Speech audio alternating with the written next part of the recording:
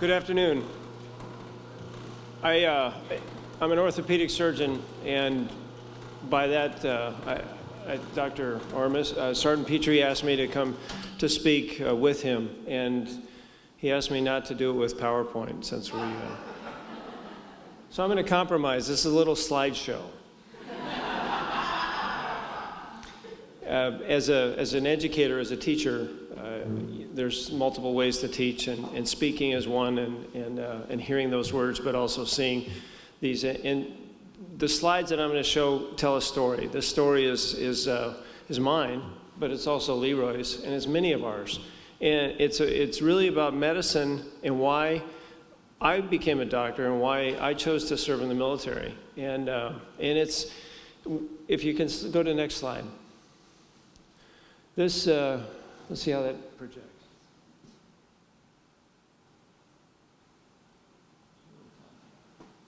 Maybe you can kill this light a little bit, or a lot.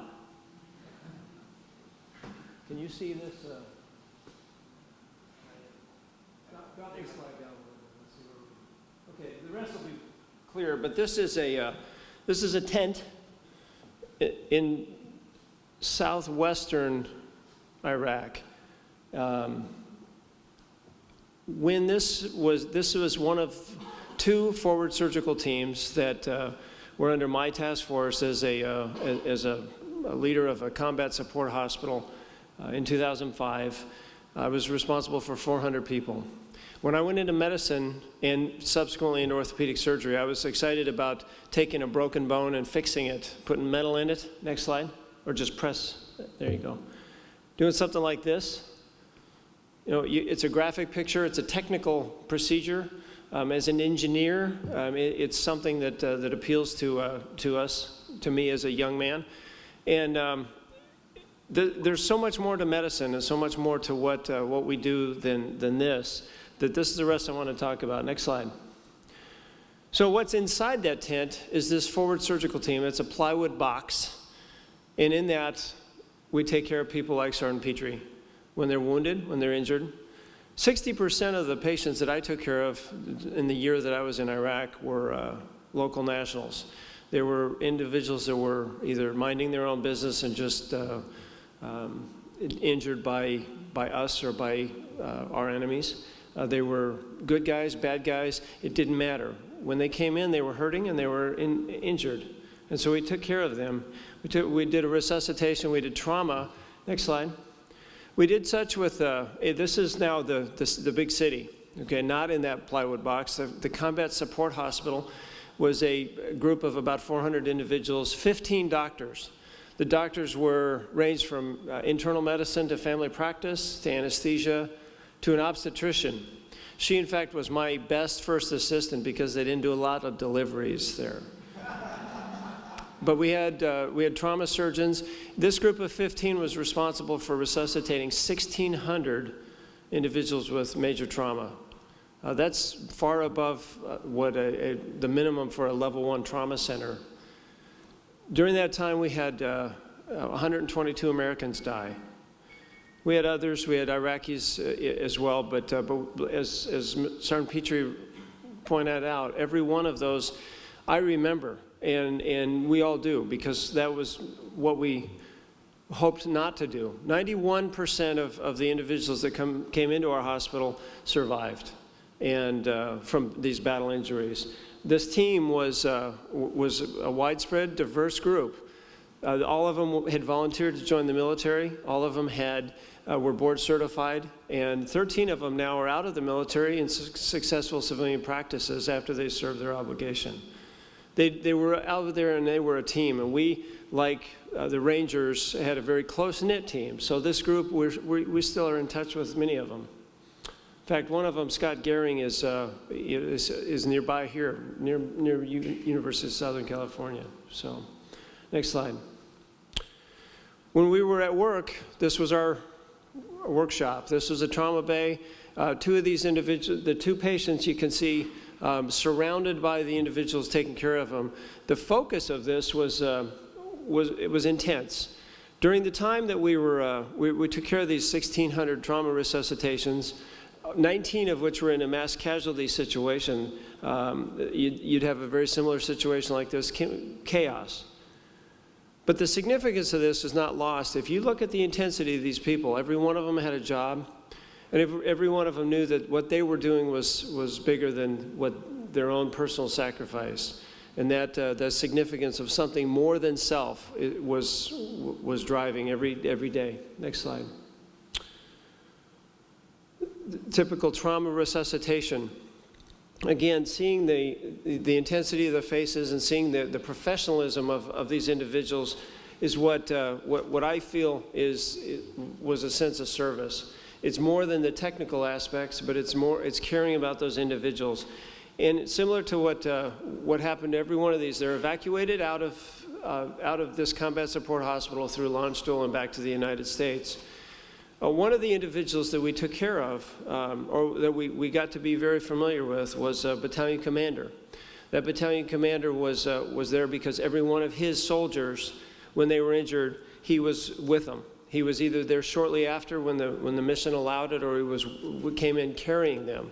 One event, this individual had his body armor and his uniform smelling and smoking like a fire, because he had been pulling his soldiers out of a vehicle that had been breached, that had been exploded, and he was saving their lives just like we were. That individual's name is Lieutenant Colonel Eric Kurilla. He's a classmate of Colonel Kirkland here, I found out today.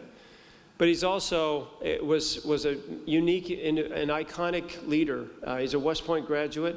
I got to be very close friends with him over that year, or most of the year, because in August of 2005, in a time where his soldiers were engaging with the enemy, he walked down an alley, and during that engagement, he had an embedded reporter that took a series of photos of him as he walked down the alley, and then an insurgent shot him.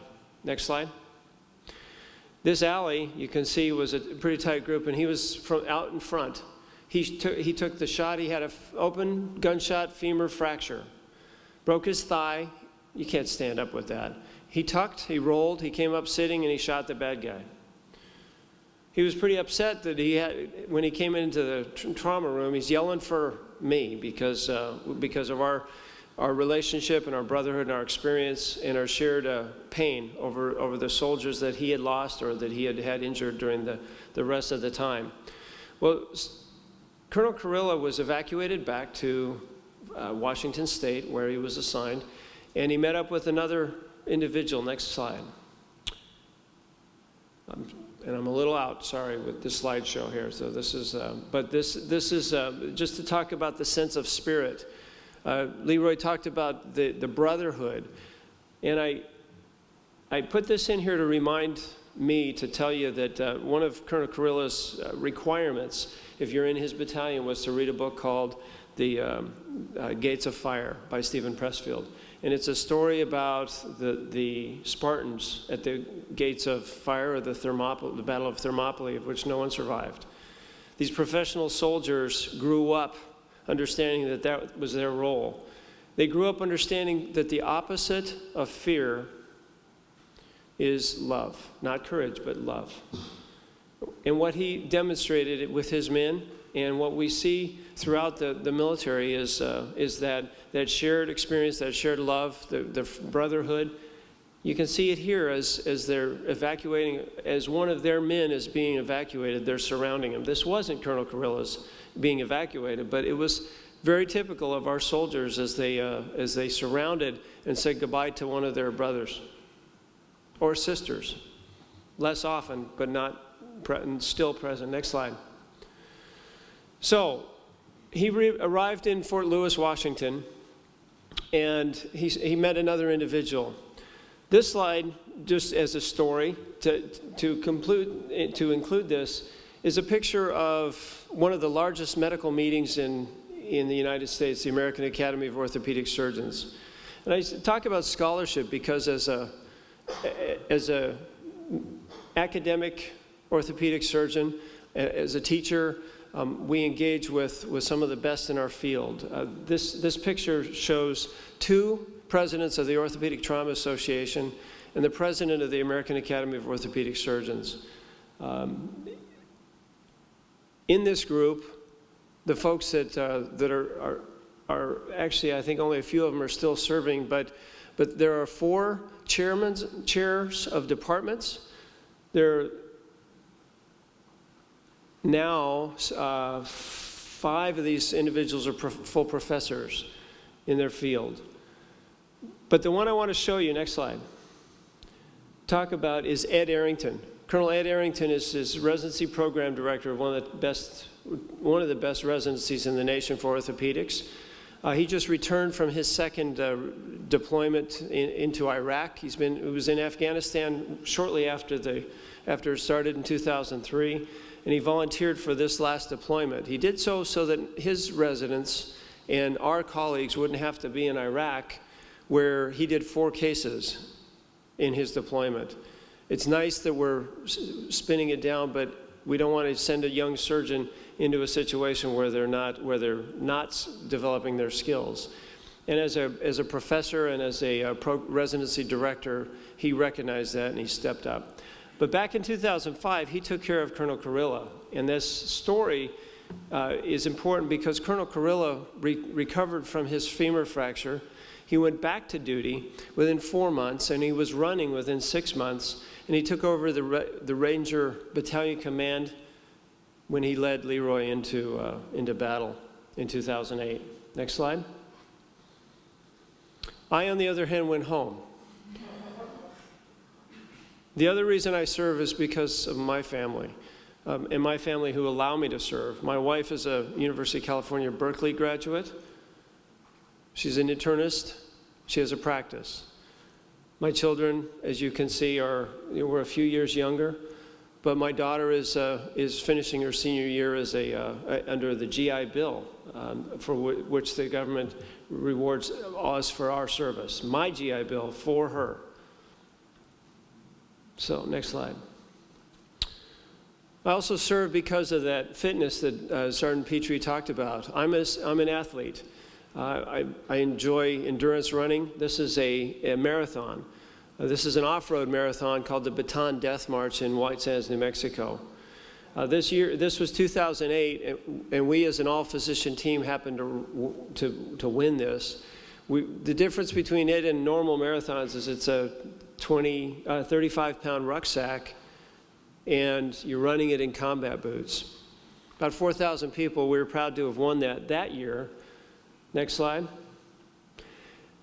Shortly after that, Leroy was injured, and I got a phone call from Afghanistan from his surgeon.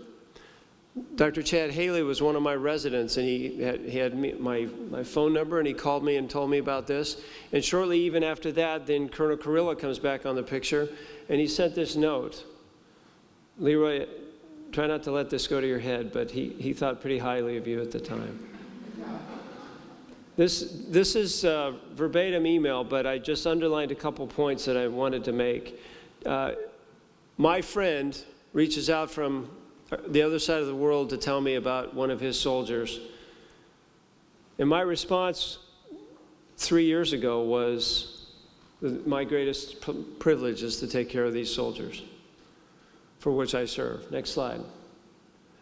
So now we're going to go 9 months later. Remember, Leroy had an amputation, but he also had gunshot wounds through the major muscles of both of his thighs. That muscle loss was significant, and he always counts himself fortunate. That's the kind of man he is. But he didn't have femur fractures. He didn't have nerve injuries. And so he decided that 9 months later he was going to run the Baton Death March. And this is a picture in the morning before us running, because that's why we're smiling. I don't know what we looked like 8 hours later. But my team that year didn't win because what I didn't know was Sergeant Petry's Ranger buddies were back, and they beat us by 1 minute and 45 seconds. We're pretty competitive, but one of the highlights of this event is not that it's a sporting event that we can win and congratulate ourselves, but we take wounded warriors down there every year. We take about 30 soldiers from each of the military facilities at Walter Reed or San Antonio or San Diego, people with limb loss and people with limb salvage that have devastating injuries but choose to keep those limbs and recover from those because of the incredible rehabilitation we have. And those soldiers complete this run. They don't do it in 2 hours or 3 hours. In fact, the race in 2008, we had a young man with bilateral above-knee amputations completed in 19 hours. It was dark. It was amazing how inspirational that is to see an individual get through something like this after their sheer willpower. The other man on the side with us is a very close mutual friend, Craig Coker. Craig was a liaison for us, for the U.S. Special Operations Command for the Wounded Warriors, but he served voluntarily as well. Next. So Leroy recovered. He was discharged, and then he met the folks at the Center for the Intrepid. This is part of my team. It's about 50 people, many of whom are civilians, many of whom are the experts in the nation in rehabilitation. And the 3 centers that we have at Walter Reed, at San Antonio, and in San Diego are very symmetric with this. They all share a passion for commitment to excellence, to the best rehabilitation possible. They also are leading the nation in science. The CFI has been around since 2007, and in those 4 short years, we're involved with 6 randomized controlled multi-center trials. We have 1 R01 grant, and across Army Orthopedics, $35 million in prospective research. So I appeal to anyone who's interested in science to think about this as a possibility, because there's no limits. The limits are only by our imagination, as the limits for rehabilitation for people like Sergeant Petry are only by their own imagination. Next slide. This is the place. This was built by donations from civilians.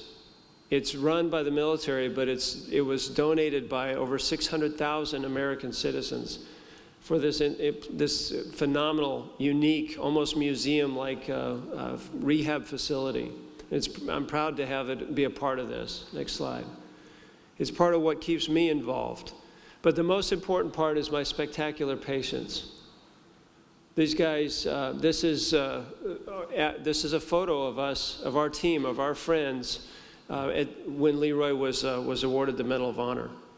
And it's a privilege to take care of him. It's a privilege to know his family. Late May, almost 3 years to the day from the time he was injured, he called me. I was home at night, late. I don't know what time it was, but he said, "What are you doing in July?"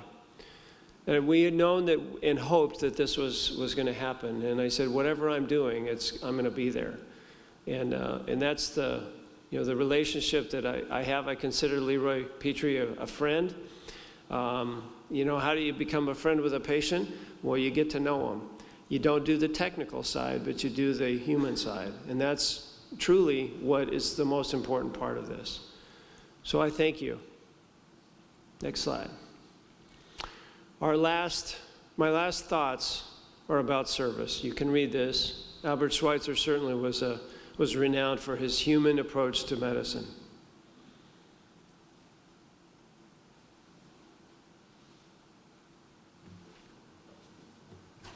I think we can take any questions.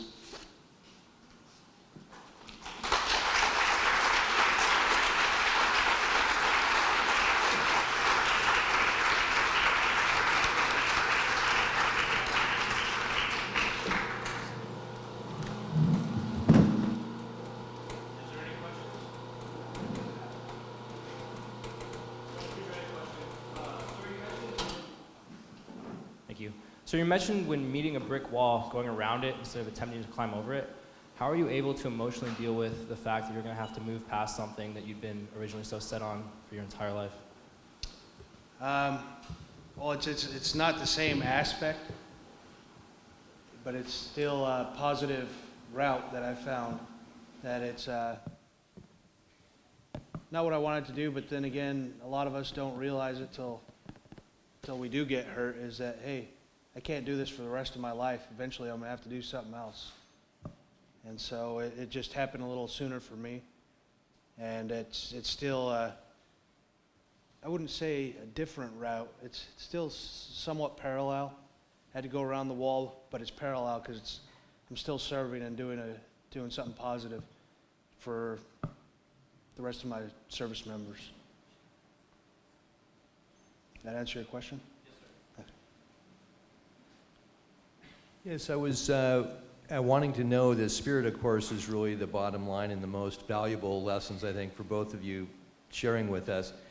But on a technical level, with your hand, the artificial hand, I was wondering if there's a feedback mechanism so that you know how much force you're applying. So, for instance, you're holding an egg, or there you're holding the water bottle, how you're able to manage its strength. There's, I've, like I said, I have tons of different attachments. At one point I had like 5 or 6 hands, and I just realized that, hey, I'm not using all of these. I gave them back to my prosthetist and said, hey, give them to people that need them. Because there's some out there. The military and TRICARE takes pretty good care of us. These are not very cheap prosthetics, so another thing I'm happy about. There's not really a sense of feedback. There's somewhat, because you use a muscle contraction, the same as I use to open and close this hand is the same I use for this. But what's neat about this hand is it's designed to, when each finger meets resistance, it stops. So you have more dexterity to grab different shapes without crushing them. I would think that's about as far as I could crush that bottle, and it's not very far. So you can grab a styrofoam cup, and they have different modes in there where you hold an open flexion, and it'll go into a pinch mode, so you can grab grapes or do whatever. And then if you do a hard wrist flexion, then that's where you get the conversation starter at. So you can, but it's amazing. The technology's been great, and they're actually, I had just received this is the same hand, same company that makes it, that I got when I first got my first hand in 2008, and this is just a newer model, I guess. I've gone through 3 models. Every time there's an upgrade, they kind of call me and say, hey, you want to try out this new one? I send them my old one, but they have some pretty phenomenal ones that are going to be coming out shortly, I'm told, and I've got a peek at them a little bit. So it's only getting better. I have a feeling that there's more than just 2 occupational therapists in the room. And so I just would like to add to this. There's been 243 upper limb amputees from this conflict. And before, not since Vietnam, has there been the demand for advancements both in hand therapy, rehabilitation, but also in prosthetic fabrication. And there's been very slow advancement in technology for upper limb prostheses until now. And so what Sergeant Petry's experiencing and describing to you, first to understand he's an optimist and he's going to make things work with whatever he's got, but this is the most advanced there is right now. This is, for those who aren't, this is a myoelectric prosthesis. It's pretty cool because it's like plugs in a wall, and you plug into the socket, and so he's got skin receptors that power that. So he thinks about his muscle, and that muscle makes his hand open and close, and each of those little muscles that used to work to do that, he engages to make the muscle work. So there's a lot of people ask, how long did it take you to get used to it? Well, they did some really, like COL Ficke said, they did some tests on where you have the best muscle control on what's left of your limb, and that's where they place the sensors. And so it was fairly easy. I think within 2 hours of playing with it, it became pretty simple to grasp. I mean, it started getting more and more as you used it to do different things, that it got a little challenging, but it was daily acts of daily living, so you had to find ways to do it, and it was a good process. I mean, I learned a lot, and I learned a lot from the people that were there before me that had amputations that's the other great part about the recovery process is you're around all these other soldiers that most of them have similar injuries as you, and you get to see them a lot of them at their end stages, getting ready to transition back to civilian life or back to duty. Some in the middle phase where they're still rehabbing, and then there's some that are at the beginning phase where you're at, and you get to go through it with them, and they're always pushing and helping each other and saying, hey, this is what I do, this is what works for me, this is what doesn't work for me, and it's really neat to have that peer mentoring group and to push each other and challenge each other. Yes.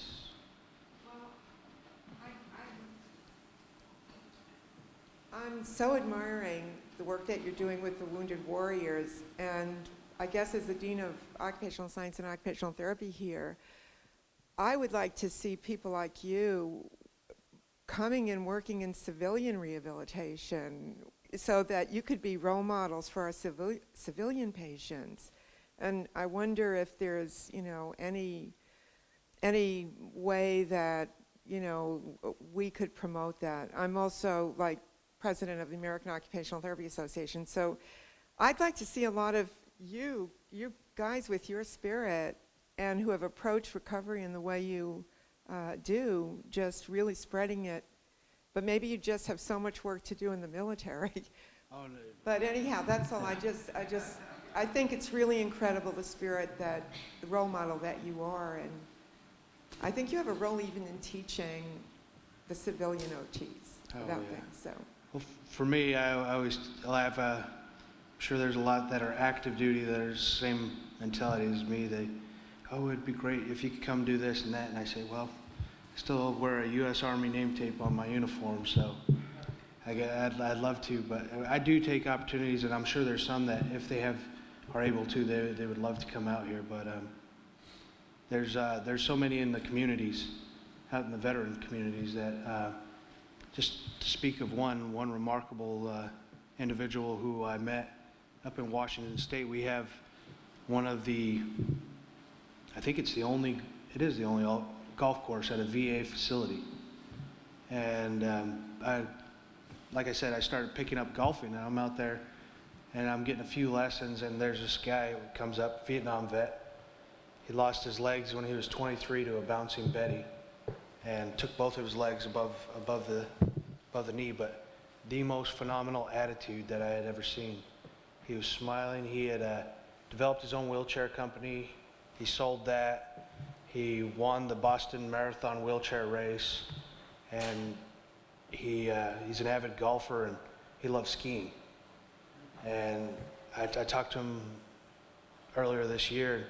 He was in Colorado at the X Games, I believe, or early last year, and he said, "Yeah, on the second run, I had the fastest time, and then I fell and broke my shoulder." I said, "You're already down 2 limbs. What are you trying to do?" And he goes, "I love it, but it's to see the great attitudes like that I love, and they're all around in your community if you just willing to look and find them." And so it's the outreach is there, and that's one of the most positive things that a person can have is the support. There's a time when they do become reclusive, and that's when I've seen some of my friends go down that route as well with the medications and just staying to themselves at their homes. And for a lot of us, I try to explain to them, I say, take the medications when you have to, but the sooner you can get off your medications, the better, and accept that you're going to have pain the rest of your life.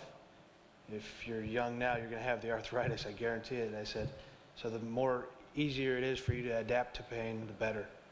I know I tried to get off of them as soon as I could.